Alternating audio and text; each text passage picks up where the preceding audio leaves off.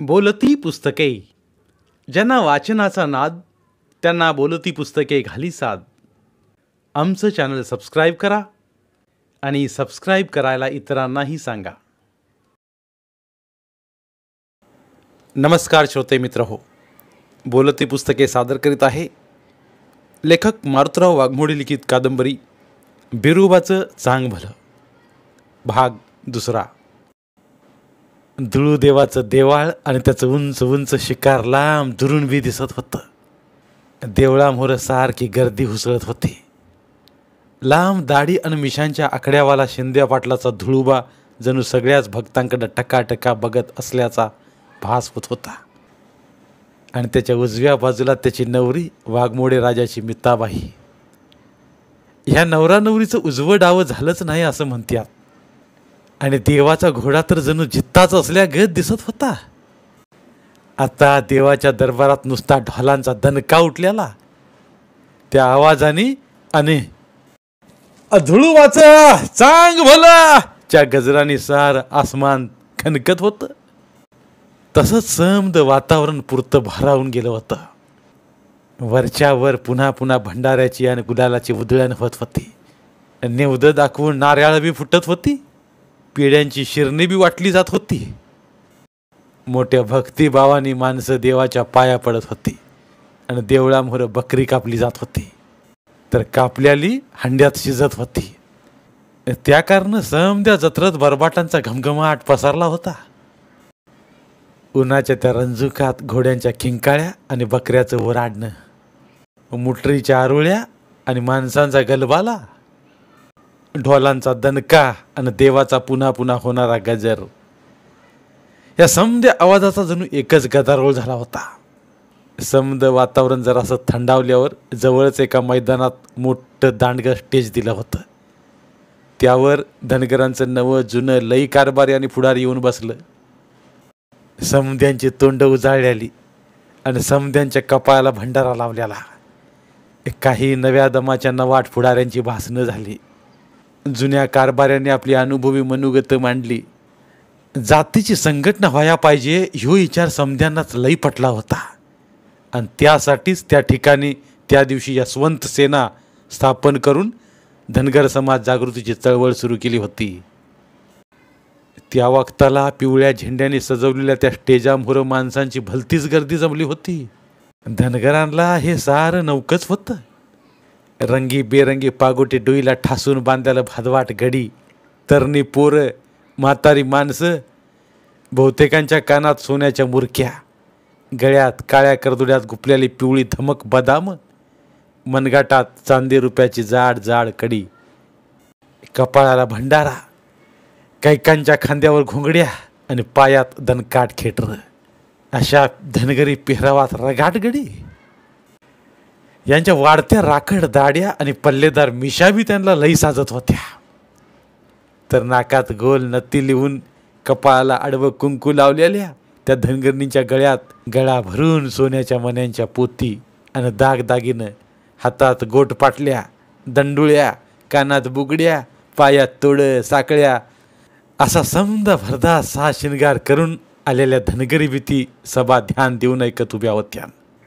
आणि त्यातच जराशी मुरकंड देऊन मोहरहून भान हरपून धुरपितीनं ऐकलेली ती सभा आता ह्या घडीला बी तिला समधी जशीच्या तशी आठवत होती. अंगात नवा जोश आणि नवं वारं भरलेला तो यशवंत सेनेचा झुंजार सरसेनापती बापूसाहेब कोखरा जणू ढाण्या वाघागत मोठ्याने गरजत होता. बेल भंडाराच्या जातकुळीत जन्म घेऊन अवघ्या महाराष्ट्राच्या कानाकोपऱ्यातून या धुळुबा भिवायाच्या जत्रेला आलेल्या माझ्या धनगर बांधवांनो, बोला धुळुबा भिवाचं चांग भलं, बोला बिरोबाचं चांग भलं. छत्रपती शिवाजी महाराज, महाराज यशवंतराव होळकर, पुण्यश्लोक अहिल्यादेवी होळकर, छत्रपती शाहू, महात्मा फुले, डॉक्टर बाबासाहेब आंबेडकर यांच्या प्रतिमांना मी प्रथम अभिवादन करून तुम्हासनी विनंती करतो. बंधूंनो आणि आया बहिणींनो, तुम्ही आता तरी जागा व्हा, जागा व्हा. अरे जागा हू धनगरा आणि लाव कपाळी भंडारा. बांधवांनो, आज आपण ह्या ठिकाणी स्थापन करत असलेल्या यशवंत सेनेच्या पिवळ्या झेंड्याखाली सर्वजण एकत्र येऊन धनगर समाजाची राज्यव्यापी संघटना बांधण्यास महासंकल्प करीत आहोत. बांधवांनो, आजवर आपल्या कैक डुया जशा अज्ञानाच्या अंधारात जन्मास आल्या तशा त्या अंधारातच बुडाल्या. पण आपल्याला ह्या धनगराला शहाणा करून जागा करण्याचा कुणीच प्रयत्न केला नाही.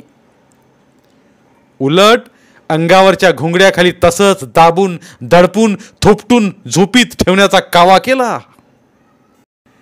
प्रस्थापित पुढाऱ्यांनी धनगराच्या मताच्या बळावर राज्यकारभार करीत असताना ह्या भाबड्या इमानी जातीच्या कल्याणाचा किंवा उद्धाराचा प्रयत्न कधीच केलेला दिसत नाही. बांधवांनो, आमच्यासारख्या शाळा शिकून शहाणपणा घेतलेल्या तरुण पोरांच्या ही गोष्ट आता ध्यानात आली. ही भानगड जरा उशिरा का होईना लक्षात आल्यामुळं तर ही धनगर समाज जागृतीची क्रांतिकारी चळवळ आपण सुरू करीत आहोत. आपल्या भारत देशाला स्वातंत्र्य मिळून आता जवळपास 40 वर्ष होत आली, तरी डॉक्टर बाबासाहेब आंबेडकरांनी लिहिलेल्या राज्यघटनेतील नोंदीनुसार एसटीचं असलेलं आरक्षण सरकारनं अजून आपल्याला मिळू दिलेलं नाही. आणि हे आपल्या अजूनही लक्षात आलेलं नाही. आपण शिक्षणापासून आजपर्यंत वंचित राहिलो, अडाणी राहिलो. म्हणून खऱ्या अर्थानं आपली सामाजिक, आर्थिक, शैक्षणिक आणि राजकीय क्षेत्रात सदैव पिछेहाट होत राहिली आहे. या मागासलेल्या जातीचा सर्वांगीण विकास होण्याच्या दृष्टीनं बाबासाहेब आंबेडकरांनी अनुसूचित जमातीत धनगर जातीची नोंद केली. परंतु धनगरच्या जागी धनगड झाल्यामुळं सरकारनं आपल्याला त्या सवलतीपासून कायमचं दूर ठेवलं आहे. म्हणूनच डॉक्टर बाबासाहेबांनी दिलेला परिवर्तनाचा मूलमंत्र शिका, संघटित व्हा आणि संघर्ष करा विचारात घेऊन आपण महाराष्ट्राच्या कानाकोपऱ्यातील दऱ्याखोऱ्या आणि वाड्या वस्त्यावर राहणाऱ्या धनगर बांधवांना खडबडून जागा केलं पाहिजे. त्यांना जगाच्या बाजारात आणून स्वतःच्या अस्तित्वाची खरी जाणीव करून दिली पाहिजे. त्याशिवाय जगाच्या बाजारात आपल्याला काय किंमत आहे हे कळणार नाही. गुलामाला त्याच्या गुलामगिरीची जाणीव झाल्या बिगार तो पेटून उठत नाही, हे खरं आहे. हे जग पार चंद्रावर गेलं तरी आपला धनगर गडी डोंगराच्या कड्या पारीत घुसून अजून जित्राबच होऊ शकतोय. त्या कारण त्याच्या बिरूला बी साळा कुठं भरती आणि ती का शिकावी लागती हेच अजून ठाव नाही. नुसतं डिपांग डिपांग डिपांग डिपांग आणि बोला बिरुबाचं चांग भलं, बोला धुळुबाचं चांग भलं, एवढंच ठाव. जगाच्या बाजारात आपल्याला काहीच भाव नाही हे ठाव हाय कुणाला? कुणाला तपास नाही.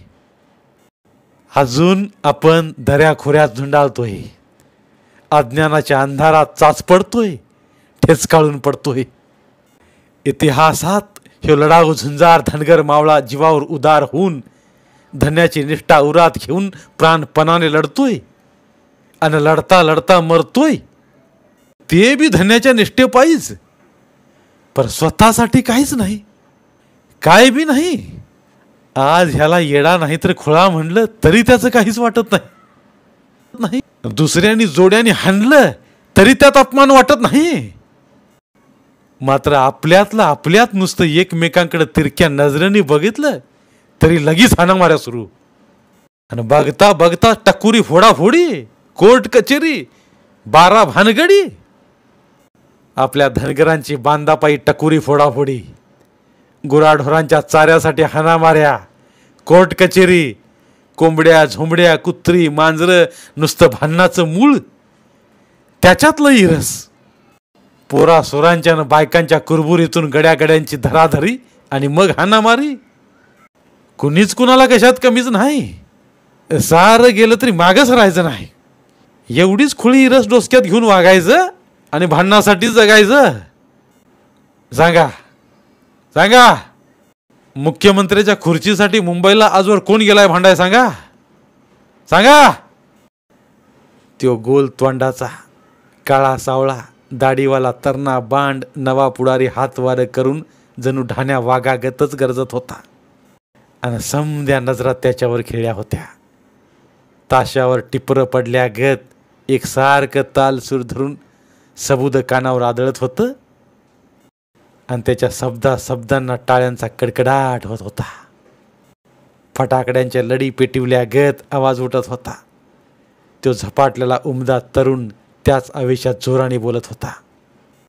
नाही नाही, अजून तरी मुख्यमंत्र्याच्या खुर्चीसाठी कोणी धनगर मुंबईला भांडायला गेलेला नाही. आजवर आपल्या बी जातीत तसं बरंच पुढारी झालं, परत्यातलं बरंच गडी लाचार किड खाऊन दलाल निघालं. मेल्या मड्याच्या टाळूवरचं लोणी चाटून खाणारं रान बोक्क जन्माला आलं. जातीच्या दुखण्या खुपण्याचं त्यांना काय देणं घेणं? जातीची अवहेलना झाली, उपेक्षा झाली. त्यांचं गारानं आजवर कोणी सरकार दरबारी मांडलं नाही. जातीची नुसती संख्या कोटीच्या वर असून बी उपयोग नाही. संघटना नसल्या कारण जगाच्या बाजारात भावच नाही. तर मग करणार तरी काय? एडीवांगडी पांग, नुसतं एडीवांगडी पांग आणि बोला बिरुबाचं चांग भलं. गावातील प्रस्थापित पुढारी आपले पाटलं, आपलं धनी कोंबड्याला दाणं टाकून झुंज लावल्या गत आपल्यातल्या आपल्यात झुंज लावतात. ते बी आजवर आपल्या ध्यानात आलेलं नाही. अरे बिरू कसं? पाटील तुम्ही म्हणतात तसं. बिरू मत कुठं द्यायचं रे? धनी तुम्ही सांगता आणि तिथंच द्यायचं. अशी तर आपली वहिवाट मेंढरागत ठरलेली आहे. मोरच्या मेंढरांनी मेंढक्याच्या मागं खाली मुंडी घालून चालायचं आणि मग त्याच्या मागं सगळ्यांनी. मेंढक्यानी एक दिवस खाटकाला खांड एकून टाकलं तरी त्याचं बी येड्या जित्राबाला काही कळत नाही. असा आपला येडगाड बिरू कवा आमदार आणि मंत्री व्हायचा विचार करायचा? विचार करायची वेळ आली पर आपली जात विचार करायला एका जागी येतीच कुठं? आली तर लग्नाच्या मांडवात. तिथं नवरदेवाच्या घड्याळासाठी समद्या वराडाचं रुसवं फुगवं आणि वरमाईच्या लुगड्यासाठी तंडातंडी, बैलांच्या वैरणीसाठी हमरी तुमरी.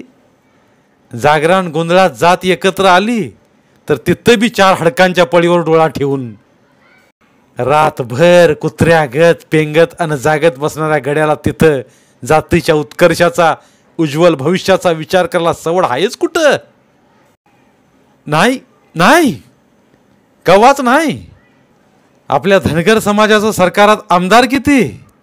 एक दोन, ते बी आपल्याला ठाऊक कुठं आहे? आत्ताशी आपल्या ग्रामपंचायतीच्या हाफिसातल्या कोपऱ्यात धनगराला जागा मिळाली.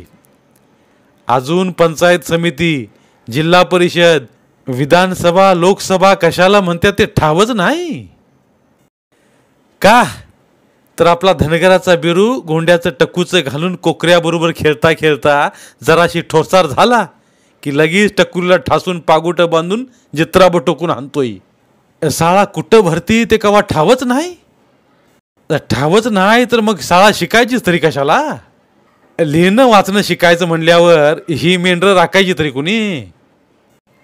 ह्याच रानटी अडाणी विचारात आजवर आपल्या काही कडुया बुडाल्या आणि अजून बी बुडत्याल.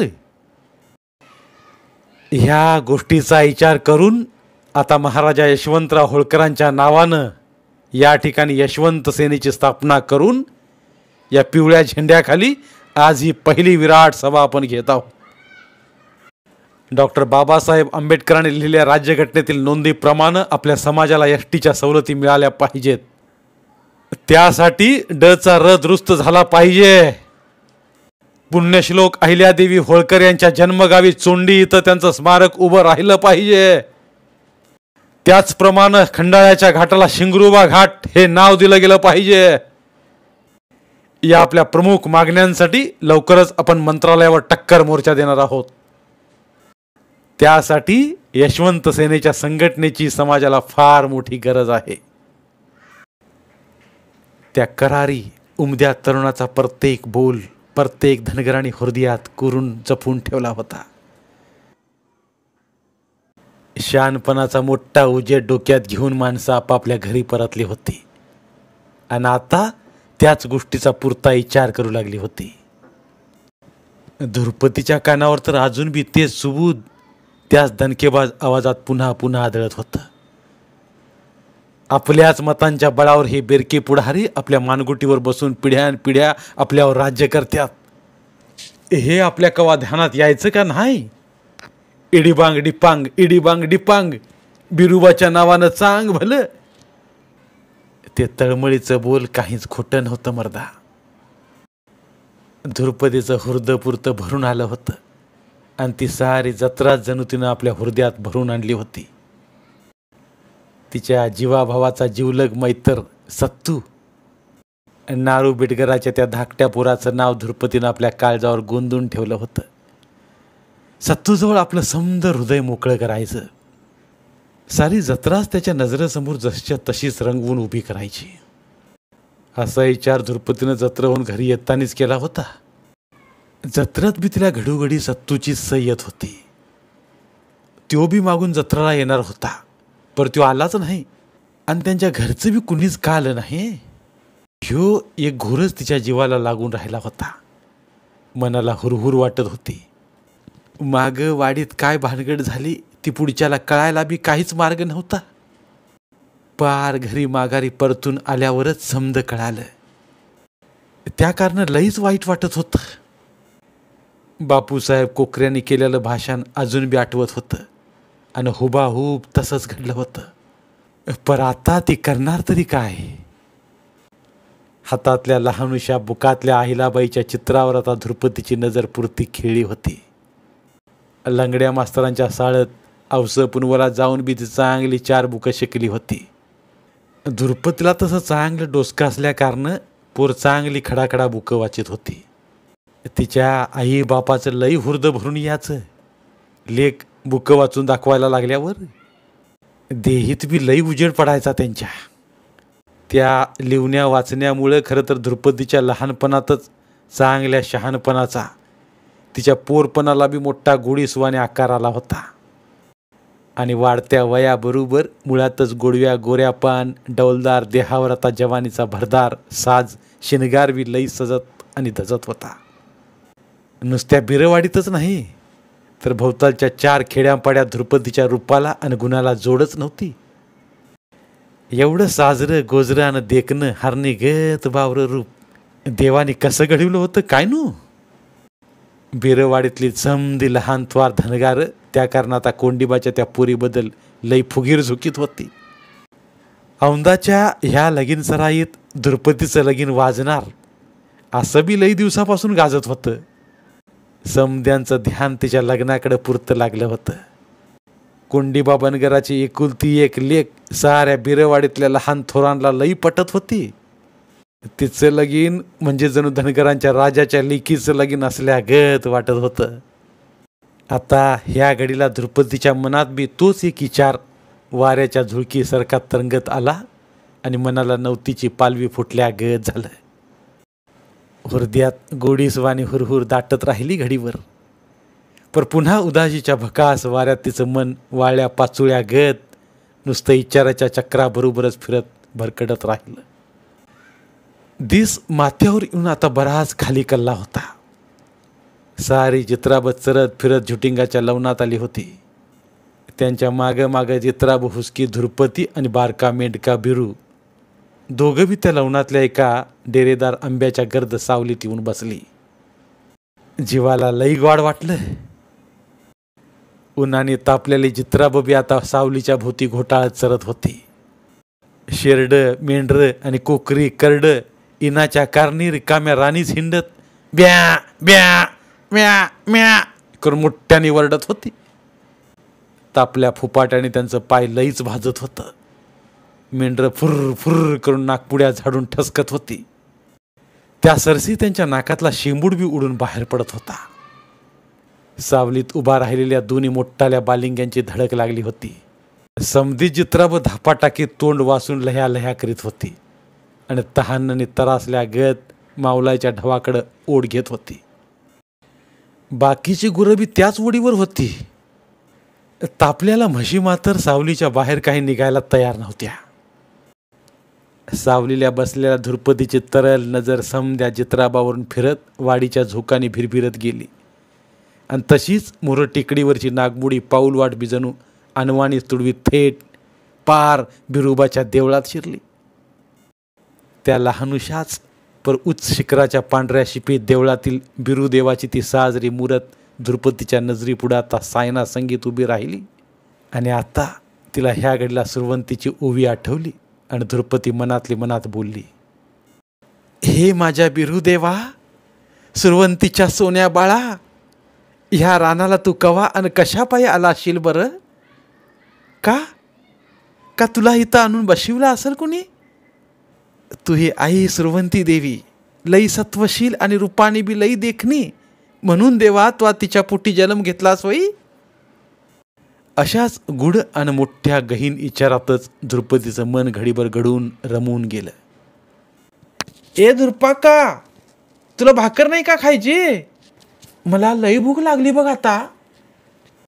बिरूच्या बोलण्याने धुरपतीपुरती भानावर आली आणि नकळत तिच्या तोंडातून बोल गेला, मला नाही खायची बाबा, तू खा, धर भाकरी धर, खा.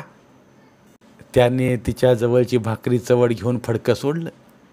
आंब्याखाली पडलेली कैरी धुरपतीनं कुऱ्हाडीनं चिरून त्याला दिली. त्या वक्ताला मुकी भिऊबाई बांधाच्या कडेने आपली जित्राब हुसकीत आंब्याकडेच येत होती. ती सावलीला आल्यावर धुरपती भिऊला म्हणली, भिऊ वहिनी बस की ग. हाताने खुनिवलं, बस. उदासवाणी त्वांड करून धुरपतीकडे बघत भिऊबाईने एक लांब लचक सुस्कारा सोडला. उन्हाच्या धगाटीनं ती मुकी बी लई तापल्या गत दिसत होती. पर ती काही खाली बसली नाही. उभ्या उभ्याच करत त्या उभ्या बांधाकडे हात करीत जणू खुननीच बोलली. तिची मुकी बोली धुरपतीला चांगली उमागली. हा त्या दिवशी तिथंच मारामारी झाली जणू. धुरपतीने तिच्या बोलण्याला टेका दिला. तेव्हा भिऊबाईने पुन्हा आपल्या मुक्या भावना बोलून दाखवताना हाताने खानाखुना करून मुक सबूत बोलता बोलता भुईवरची दगडं उचलून मारामारी कशी झाली आणि मग टकुरी फुटल्यावर रगत कशी वगाळली, हात कसं मोडलं, पांघरून कशी फाटली, ते सारं उलगडून असं करीतच सांगितलं. तसंच आपल्या भावांना पोलिसांनी कसं मोटारीत घालून नेलं ते बी हातवारं करून दाखवताना ती मुकीबाई खुशाल धाय मोकलून रडू लागली. त्या वक्ताला धुरपताला बी लई गहीवरून आलं. डोळ्यातून आसवं गालावर उगळू लागली. समद हुर्दच खळबाळलं. भिऊबाई जन्माजोगीचीच मुकी होती. नारू बिरगटाच्या थोरल्या बायकोची ठकूबाईची एकुलती एक लेक. तिच्या पाठीवर दुसरं काही लेकरू बाळ झालंच नाही. म्हणून सारे आशा सुटल्यावर ठकूबाईनीच नारबाला दुसरी बायको करून दिली होती, ती शिवबाई. शिवबाईला मात्र चौघबी लॅक्कच झालं होतं आणि ह्या गोष्टीचा त्या इरसबाज ठकूबाईच्या जीवाला लई हुरूप आला होता. ही चौघबी भाऊ त्या आपल्या सावतर आईला मोठी आई म्हणून तिच्याच तालानी एका इचारात वागत होतं. त्या कारणानं नारबाचा परपंच सुद्धा लई मोठा भरात आला होता. या मुक्या भिऊबाईला तिचं चौघबी भाऊ अक्का म्हणून लई जपत होतं, जीव लावित होतं. तिच्या मुक्यापणाचं समद्यांदाच लई अवघड वाटत होतं. पर करणार काय, त्या गोष्टीला काहीच इलाज नव्हता. भिऊबाईला देवानी लई देखणं रूप दिलं खरं, पर वाच्या द्यायला मात्र तो कसा विसरला असेल ते असू. नारा बिटगर आणि ठकूबाईंनी विचार करून आपली लेक रामा धायगुड्याच्या मेंढक्या बाळूला दिली होती. लगीन होऊन आता 5 सालं सरली होती. तो बाळू बी बिचारा ह्या मुकीला चांगला जीव लावित होता. 2 लेकरं बाळ झाली होती. परपंच बी चांगला जुळाला होता आता. पर भाऊ जेलात गेल्याचं दुःख भिऊच्या हृदयात मावतच नव्हतं आज. ती धाय मुकलून मुकलून लई रडली. पदराने डोळं पुसून कितीतरी वाडूळ भिवच्या रूपाकडे ध्यान देऊन बघत होती.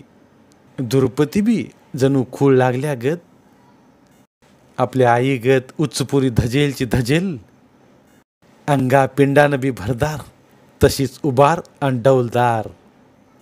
गोरा पान, लंबुळा तोंडावळा, नाकात गोल नथ आणि मुरणी, गळ्यात बी पोत, रुंद कपाळावर आडवी कुकाची लाल भडक रेगुटी, हारनिगत टपुर डोळं, भिवचं सारं रंग रूपच मनाला मौनी घालणार. तिच्याकडे बघता बघता द्रुपदीला मोठं वाईट वाटलं. देवाने सारं दिलं बिचारीला, पर वाचा का बरं दिली नसेल, असा विचार मनात तळून गेला. भावाची सारी जित्राब आपल्या जित्राबात मिसळून भिऊ आणि तिचा नवरा बाळू धायगुडा दोघं मिळून सांभाळीत होती. आज 4-5 दिवस झालं होतं, पर गडी अजून जेलातून सुटलंच नव्हतं. डोळ्याला रातभर झोपच नसल्यामुळं आणि आता आंब्याच्या गार सावलीला बसल्यामुळं द्रुपदीचं डोळं सारखं झाकत होतं. आपूची गोळी खाल्यागत गुंगत होतं. ती बळच पापण्या उचलून जित्राबावर नजर फिकीत होती. बघता बघता द्रुपदीला खरोखरच गार झोप लागली. ती भुईवर आडवी लवांडली होती. त्या वक्ताला जित्राब मावलायाच्या ओढ्याच्या आदमासानी चरत पाण्याच्या ओढीने निघाली होती आणि पलीकडून नकटवाडीची जित्राब बी पाण्याच्या ओढीनेच त्या ढवाकडे सरकत होती. सटवाजीचं शेरडांचं खांड पाण्यावर आलं. पाणी पिऊन डगरीच्या झुडपांचा झाडपाला ओरबाडायला लागलं. तवा बांडीचं काळं बोकाड त्या शेरडाच्या खांडाकडेच सारखं पळू लागलं. त्याला माघारी वळून आणता आणता बिरूची पुरती दैना उडाली. तारांबळ झाल्यामुळं त्यो बी लईच वैतागला होता. पाणी पोटभर पिऊन जित्राब पांगू लागली होती. त्यांना गोळा करता करता बोकाड सटवाजीच्या शेरडांकडे पळून जात होतं. आता नेमकं काय करावं तेच त्या पोराला कळीत नव्हतं. उन्हं उतरत होती. दिवस घसरायला लागला होता आणि झाडाझुडपांच्या सावल्या भुई धरून लांब लांब पसरत चालल्या होत्या. एका एका फांदुरीच्या फटीतून आलेल्या उन्हाचं चटकं गोऱ्या गोबऱ्या गालाला बसलं. तवा द्रुपदीला जराशी जाग आली आणि ती एकाएकी खडबडून जागी झाली. आपण ह्या वक्ताला ह्या आंब्याखाली एकटीच कशी? हे कोडं घडीभर द्रुपदीला उलगाडलं नाही. पर जवळच पडलेली काठी आणि कुऱ्हाड बघून तिच्या ध्यानात आलं. आपली जित्राब गेली कुठं? काठी कुऱ्हाड आणि पुस्तक घाई गडबडनं उचलून तिनं पायात वाहना सरकिवल्या आणि मग द्रुपदी चुकलेल्या हरणेगत कावरी बावरी होऊन मावलायाच्या ढवाकडे तडातडा निघाली. त्या वक्ताला सटवाज आपलं खांड गडबडनं हुसकीत हुसकीत नकटवाडीच्या रोखाने दामटीत निघाला होता. उरात जणू धडकीच भरल्यागत झालं होतं. पर ओढ्याच्या काठावर हिरवाटाला दात खरडायला नादावलेली जित्राब बघून द्रुपदीच्या जीवा जीव आला. केसांचा सुटलेला आंबाडा बी त्या घाईघाईत बांधला नव्हता. त्यो बांधता बांधता तिने समद्या जित्राबावरून एकदा नजर फिरवली. पर त्याच वक्ताला द्रुपदीच्या डोसक्यात ईद चमकल्यागत झालं आणि काळीज बी लुक दिशा हल्लं. आता तिच्या पुरतं ध्यानात आलं होतं. बिरुबाला सोडल्यालं बांडीचं काळं टिक्क बोकाड कुठंच दिसत नव्हतं आणि बारका मेंढका बिर्या बी तिकडं लांब लिंबाकडे जित्राब हुसकीत होता. हा हा हाय हाय हुड हुड असं वरडत इकडं तिकडं तरातरा पळताना भुईवरचं खडं उचलून मेंढरा मोरा झोकात भिरकावीत होता. द्रुपदी त्याच्याकडे लगबगीनं तडातडा गेली. तेव्हा लांबूनच बिरू म्हणला, द्रुपा का? मला वाटलं होतं तू लवकरच येशील मागून. समधी जित्राब पाण्याकडे उधळत आली, मग मी बी त्यांच्या मागं पळत आलो. माही किती तारांबळ झाली. पळता पळता एका गर्दाडातच पडलो. ही बघ माऊ गुडगा नडगी बी फुटली. लय आग आग होती. अरे बिरू, मला का नाही जराशी डुलकीच लागली बघ. काही कळालंच नाही आणि तू बी हाक मारली नाहीस. थांब, आपण तुझ्या गुडघ्याला टणटणीचा पाला वाटून लावत. पर बिरू, मला आपलं देवाला सोडल्याला बोकाड दिसत नाही रे खांडात. त्या बोकडाने तर मावा जीव लई रंजित केला बघ द्रुपाका. ते येडजावं सारखं त्या नकटवाडीच्या सटवाजाच्या शेडातच पळत होतं. बाकीची चित्राबो बघावत का ते बोकाड आवरावा तेच मला तरी काही कळण असं झालं होतं. आकर ते गेलंच, मी तरी काय करू. बिऱ्याचं बोलणं ऐकून धुरपतीच्या जीवाला आता मात्र चांगलाच घोर लागला. इकडं तिकडं फिरून तिनं लांबवर नजर फिकली. सारी खांड धुंडाळायला सुरुवात केली. लई चितागती होऊन धुरपती जणू खूळ लागल्या गत घडीभर भोवताली फिरतच राहिली. आता तिच्या नजरेमोर फकस्त ती देवाला सोडल्याला कवळं लुसलुशीत करडूच दिसत होतं. घोटावरचं जणू अंगावर त्याल वतल्या गत चमकत होतं. काळं कुळकुळीत कपाळावरचा तो पांढरा टिकला त्याला लई साजत होता. भोवतालचं लई व्यापारी त्याच्याकडे बघून हटकायचं सारखं. पर बिरुबाला सोडला असल्या कारणाने ते करडू कुणाला ऐकलं नव्हतं. दगडवाडीचा त्यो बारकू चांगलं 2000ला मागित होता. पर देवाला सोडल्यालं पैक्यासाठी एकावा तरी कसं. जत्रा बी अजून लांब, तवर लई दांडगं होईल. पर आता मात्र ते कुठं दिसत नाही ना. एखाद्या लांडक्या बिडक्याने तर डाव साधला नसेल ना. धुरपतीच्या डोसक्यात आता इच्छारांचं काहूर उठलं आणि त्याच काहुरात आता ती जणू भरकटत चालली. मुक्या भिऊचा नवरा बाळू धायगुडा घडीभर तिला बोकाड बघू लागला. पर काही कुठंच मेळ लागत नव्हता.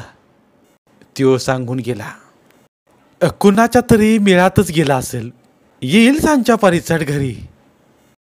दिवस बुडता वाडीजवळ जित्राबा आली तेव्हा कारंड्याचा धोंडीबा मात्र म्हणला, आयला मगा तिसरा पहारीच्या वक्ताला नकटवाडीच्या सटवाजीच्या शेरडांच्या खांडात तुवं बोकड गेल्याला बघितलं गड्या म्या. धुरपती रोजचा मेंढका नसला की बघ कसा घोळ होतो. आज तुमचा मेंढका कुठं गेला काय नू.